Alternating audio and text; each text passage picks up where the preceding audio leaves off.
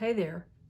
This is a tray full of rusty bits that I rusted myself in a jar of half vinegar, half water. They just sat there for a week or so, and then I fished them out and laid them out on this old cookie sheet, and now this is how I rust my tea bags.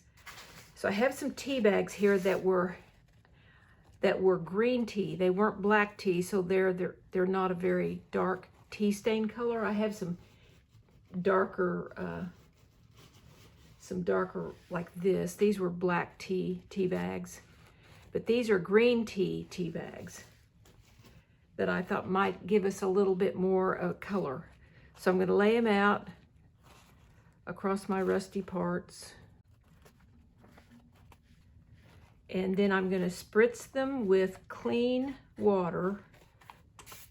And I'm not going to really soak them, but I am going to put enough water on them so that the metal underneath is in contact with the tea bag, and that's how I'm going to get the little rust marks, is where the water makes the metal meet the tea bag.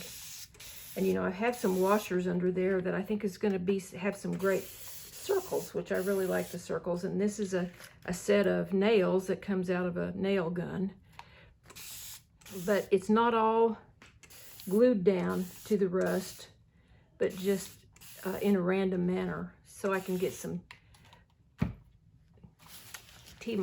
rust marks.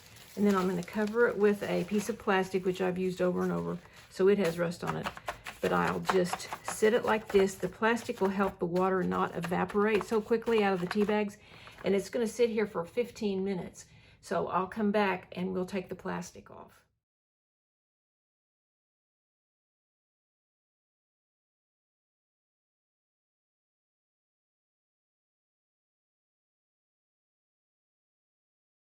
Stuck. Okay, they're still wet, so they're really transparent, but you can see the marks that the rest left, and as it dries, it'll even be easier to see.